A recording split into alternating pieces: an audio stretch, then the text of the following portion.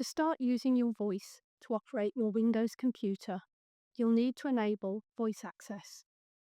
As a minimum, you'll need the Windows 11 operating system. If you don't have Windows 11, you may be able to upgrade for free at Microsoft.com.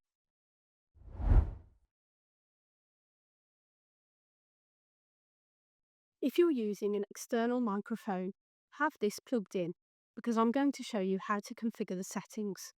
I would recommend using an external microphone, but this is not essential. You can also use the one that's built into your computer. Finally, make sure you are somewhere quiet with minimal background noise. In this session, we'll go through enabling voice access on your computer, setting up your microphone, and configuring some key settings like automatic punctuation. Don't be tempted to skip these steps. They'll only take a few minutes, and it will make your experience of learning how to use voice access much smoother. I would recommend that you watch this video all the way through, so you understand what the setup process involves. Then come back and follow the steps in each section one by one.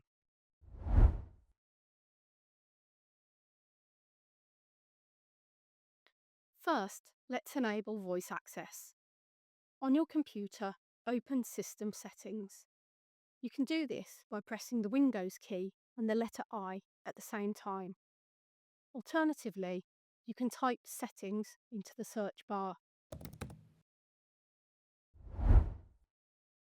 From here, navigate to Accessibility from the menu. Scroll down and select the Speech section.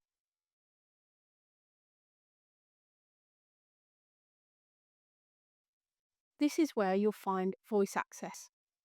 Slide the voice access toggle on and follow the setup wizard. You can choose whether to start voice access before or after you sign into your computer. If you choose to start it before you sign in, this will help you to sign into your computer using voice access. If you choose to start voice access after you sign in, you will need to use your mouse and keyboard. Once you have voice access enabled, a bar will appear at the top of your screen. This allows you to access settings and online help. I'll be referring to this as the voice access bar throughout this video series.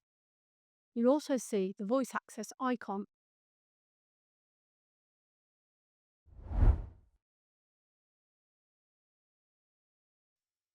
Now we'll go through microphone setup, which is essential for voice access to work effectively.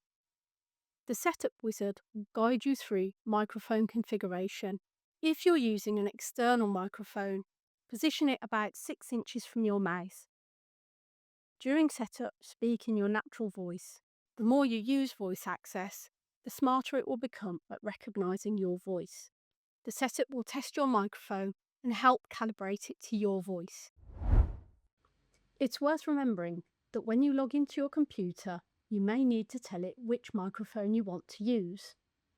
You can do this via the voice access bar. Go to Settings and choose Select Default Microphone. From here, you can choose an existing microphone, add a new one, and manage settings.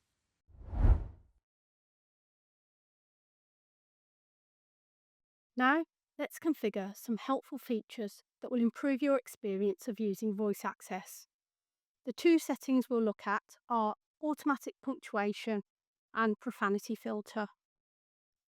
Once voice access is enabled, you can say Open Voice Access Settings to access these configuration options. Automatic punctuation will add full stops and commas based on your natural speech pattern.